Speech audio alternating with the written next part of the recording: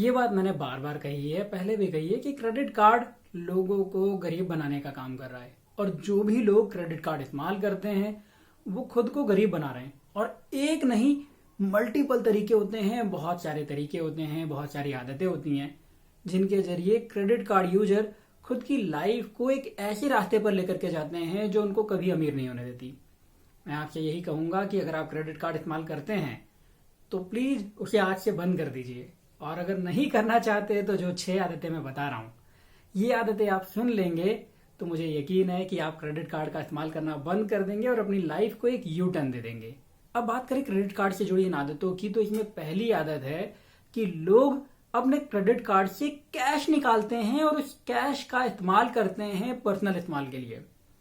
देखिए, आपको समझना होगा कि अगर आप क्रेडिट कार्ड से कोई भी कैश निकालते हैं तो आपको 45 दिन की लिमिट नहीं मिलती। अगर आप ये सोच रहे हैं कि आप क्रेडिट कार्ड से आज कैश निकालेंगे और 45 दिन के बाद में या अगले बिल साइकिल के तब तक आपको पैसे भरने की छूट मिल जाएगी, तो बिल्कुल ऐसा नहीं है।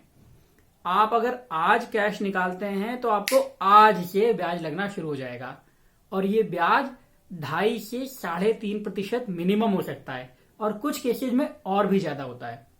बात सिर्फ यहीं खत्म नहीं होती। इसका एक नुकसान ये भी है कि क्रेडिट कार्ड कंपनीज आपसे 2 से 3% या 5% तक पैसा चार्ज करती हैं उस अमाउंट का जो आपने निकाला है। मतलब अगर आपने 10,000 रुपए निकाले हैं तो आपको 500 रुपए तक उसकी सर्विस चार्ज देना पड़ सकता है। 500 रुपए तक इस बात का पैसा देना पड़ सकता है कि भाई आपने वो पैसे निकाले हैं कैश के रूप में। मतलब आप पैसे निकालते के साथ ही बैंक को पैसा देना शुरू कर देते हैं, पहले ही पैसा देना शुरू कर देते हैं। आप ये कह सकते हैं कि ये कर्ज है और वो कर्ज आपके ऊपर बढ़ते रहता है। और बहुत सारे लोग जो कैश निकालते हैं अपने क्रेडिट कार्ड से वो कभी भी इसको टाइम पर पूरा नहीं भरते और इस वजह से वो इसका कई बार ब्याज भी देते हैं। कई बार 10,000 का ब्याज वो कई महीनों तक भरते रहते हैं।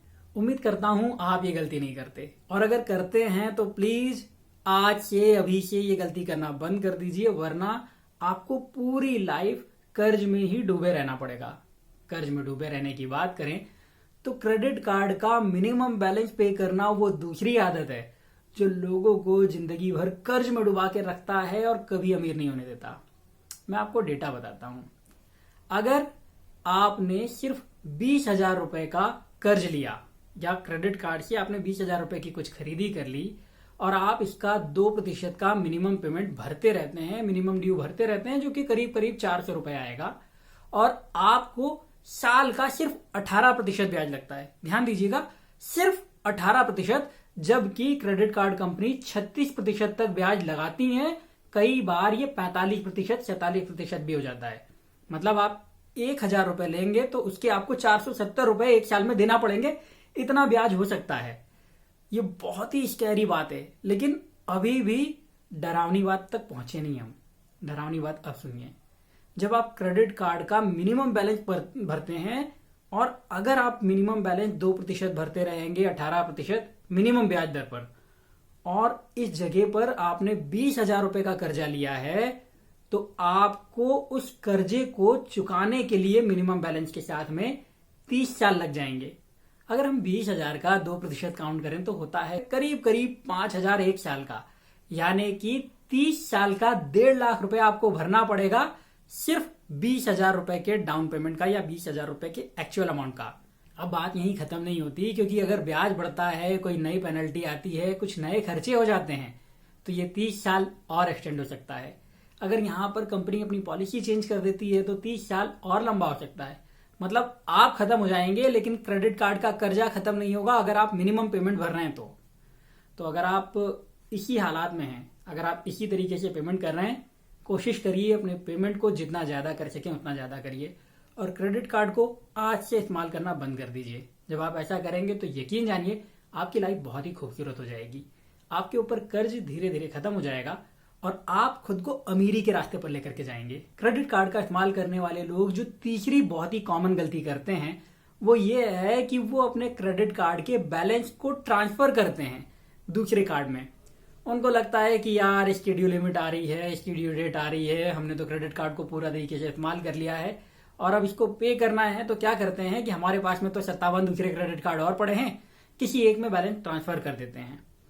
अब लोग ये नहीं समझते कि जब आप बैलेंस ट्रांसफर करने जाते हैं तो कई बार आपको 3 से 5% तक का सर्विस चार्ज देना होता है। मतलब अगर आप सिर्फ 10,000 रुपए को ट्रांसफर कर रहे हैं तो आप नए जो कार्ड है, जो आप जिस कार्ड में ट्रांसफर कर रहे हैं, उस पर आपके ऊपर 10,500 रुपए का कर्जा चढ़ जाएगा। मतलब आपने कुछ नहीं किया, कोई नई खरीदी नहीं करी, कोई नया कर्जा नहीं लिया, और फिर भी आपके ऊपर 500 रुपए का एक नया कर्जा चढ़ गया सिर्फ बैलेंस ट्रांसफर करने की वजह से। बात यहीं खत्म नहीं होती। दूसरा नुकसान ये भी है बैलेंस ट्रांसफर का कि जिस क्रेडिट कार्ड में आप ट्रांसफर कर रहे हैं वहां पर आपका इंटरेस्ट रेट हाई हो जाता है, आपको ज्यादा ब्याज देना पड़ता है। मतलब पहले अगर आप साल का 27% दे रहे थे तो मुमकिन है कि अब वही बैंक आपसे इस बैलेंस ट्रांसफर की वजह से 35%, 38%, 40% तक का ब्याज ले ले, और आपको ये पता नहीं चलता है क्योंकि आपने एक साइन कर दिया है। और बैंक अपनी मर्जी से क्रेडिट कार्ड पर ब्याज को बढ़ा सकती है, कम करने का तो कभी सवाल आता ही नहीं है, लेकिन बढ़ाती रहती है। तो आपके हाथों में कोई कंट्रोल नहीं होता। ये बात यहीं खत्म नहीं होती। एक नुकसान ये भी है कि जब आपने क्रेडिट कार्ड से बैलेंस ट्रांसफर किया तो आपका पुराना क्रेडिट कार्ड फ्री हो गया और आपका दिमाग कहता है खरीदो रे बाबा खरीदो, और आप उस पुराने क्रेडिट कार्ड से फिर से खरीदी करने लग जाते हैं, फिर से अपने ऊपर कर्जा बढ़ाते हैं। और फिर जब आप कहते हैं यार अब क्या करें, तो 2 नए क्रेडिट कार्ड और ले लेते हैं, उन पे बैलेंस ट्रांसफर करते हैं और कर्ज में डूबते रहते हैं। और ये जो बैलेंस ट्रांसफर आप करते हैं इसका एक बहुत बड़ा नुकसान आपकी सिबिल रेटिंग पर भी होता है। क्या होता है कि जब आप बैलेंस को ट्रांसफर करते हैं तो आपकी सिबिल नीचे गिरती रहती है, और अगर आपके क्रेडिट कार्ड में आपकी जो लिमिट है उसका 30-40% आपने यूज कर लिया तो आपके सिबिल पर इसकी इम्पैक्ट पड़ता है, आपके सिबिल पर इसकी खबर जाती है।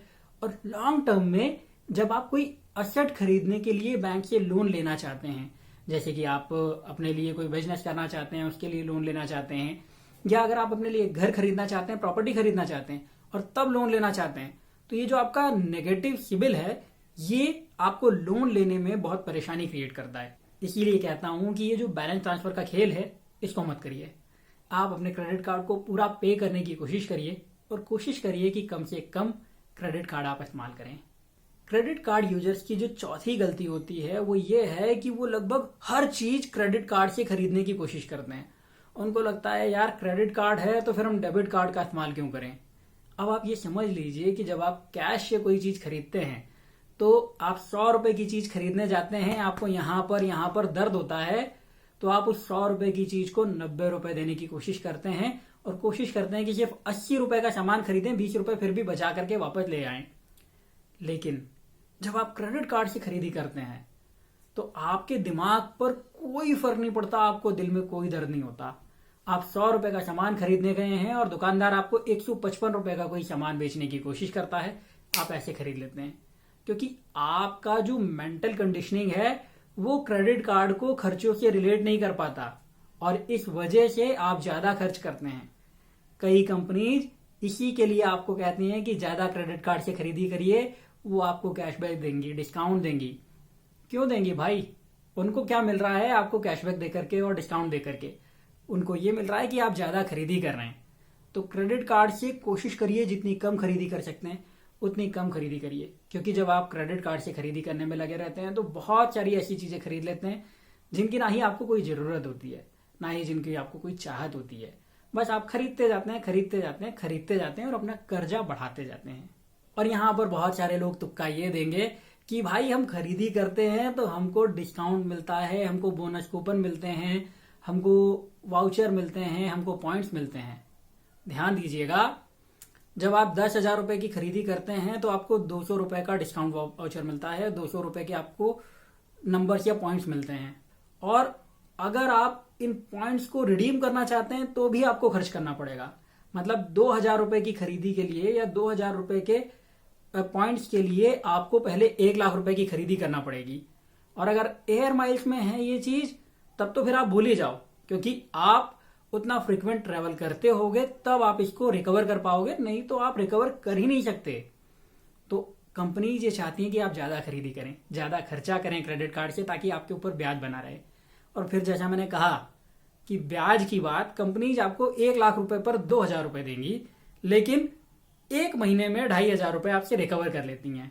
तो कोशिश करिए कि इस गलती को मत करिए, ताकि आप पैसे बचा सकें, ताकि आप खुद को अमीर बना सकें।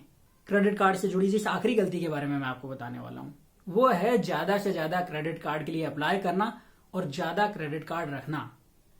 मैं कई ऐसे लोगों की प्रॉब्लम को सुन चुका हूं जिनके पास में 17 क्रेडिट कार्ड हैं, अलग अलग कंपनी से क्रेडिट कार्ड हैं, और उन लोगों ने 15 लाख रुपए का कर्ज सिर्फ क्रेडिट कार्ड पर लिया हुआ है।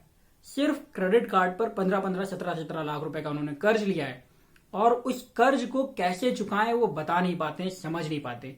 मेरी पर्सनली ऐसे लोगों से बात हुई है, और उन सभी के क्रेडिट कार्ड के कर्ज बढ़ने का कारण यही था कि वो बैलेंस ट्रांसफर करते रहे, वो उन चीजों को खरीदते रहे जिनकी उनको जरूरत नहीं थी, वो रिवॉर्ड पॉइंट के चक्कर में पड़ते रहे, वो सभी लोगों के लिए खरीदी करवाते रहे, और उसका नतीजा ये हुआ कि कर्ज उन पर बढ़ता रहा। वो लोग अपने पैसे पूरे नहीं भर पाए, और बैलेंस ट्रांसफर करने के लिए उन्होंने एक और कार्ड लिया। आप ये गलती मत करिए। जितने ज्यादा आपके पास में क्रेडिट कार्ड होंगे, उतना ही ज्यादा आपके ऊपर कर्ज बढ़ने के चांसेस रहेंगे।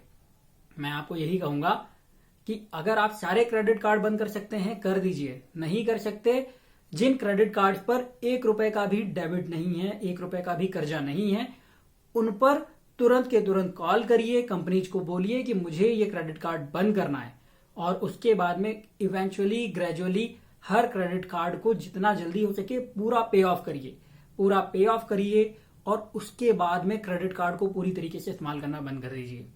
कर्ज कैसे चुकाना है, इस बारे में मैंने बहुत सारे वीडियोज में बताया है। क्रेडिट कार्ड पर भी वही रूल काम करेगा, कोई दूसरा रूल नहीं है, सिर्फ वही रूल आपको फॉलो करना है क्रेडिट कार्ड के लिए भी। प्लस इसके बारे में मैंने मेरी किताब सफलता और खुशियों के 10 सवाल में भी बताया है। अगर आप उस किताब को खरीदना चाहते हैं, उस किताब को पढ़ना चाहते हैं, तो लिंक आपको डिस्क्रिप्शन में मिल जाएगी, पिन किए हुए कमेंट में मिल जाएगी। और ये जो किताब मैंने लिखी है, इसमें सिर्फ मैंने पैसे की बात नहीं की है। पैसे के आगे परिवार भी होता है, खुशियां भी होती हैं, सफलता भी होती हैं, दोस्ती होती है, बच्चे होते हैं, और भी बहुत सारी बातें रहती हैं। एक पूरा सर्कल होता है, और मैंने उस पूरे सर्कल के बारे में बात करी है। मैं आपसे यही कहूंगा, आप उस किताब को पढ़िए जरूर। ये किताब आपको एक बहुत ही लाइफ चेंजिंग अनुभव देगी। और अगर आपके ऊपर कर्ज है या आप पैसे से जुड़ी कोई प्रॉब्लम खत्म करना चाहते हैं, तो गारंटी देता हूं, वादा करता हूं कि आप इस किताब से वो प्रॉब्लम खत्म करने में कामयाब हो जाएंगे। उम्मीद करता हूं कि अब आप क्रेडिट कार्ड का इस्तेमाल नहीं करेंगे, और अगर करते हैं तो बहुत सोच समझ के करेंगे। वीडियो आपको कैसा लगा मुझे लाइक शेयर कमेंट करके जरूर बताइएगा। और अगर अभी तक आप मेरे साथ नहीं जुड़े हैं तो चैनल को सब्सक्राइब कर लीजिए, बेल का बटन दबा दीजिए, क्योंकि जब आप मुझसे जुड़ते हैं तो मुझे मोटिवेशन देते हैं, मुझे बेहतर करने के लिए और एनकरेज करते हैं। तो सब्सक्राइब करिए, लाइक करिए। अगर आप मेरे साथ इंस्टाग्राम पर नहीं जुड़े तो इंस्टाग्राम की लिंक भी आपको डिस्क्रिप्शन में मिल जाएगी, पिन किए हुए कमेंट में मिल जाएगी। आप वहां पर जुड़िए, मैं वहां पर आपके सवाल भी लेता हूं और जवाब देने की कोशिश भी करता हूं। अभी के लिए इतना ही, अगले वीडियो में फिर मिलता हूं। तब तक अपना प्यार और वक्त देने के लिए बहुत बहुत धन्यवाद।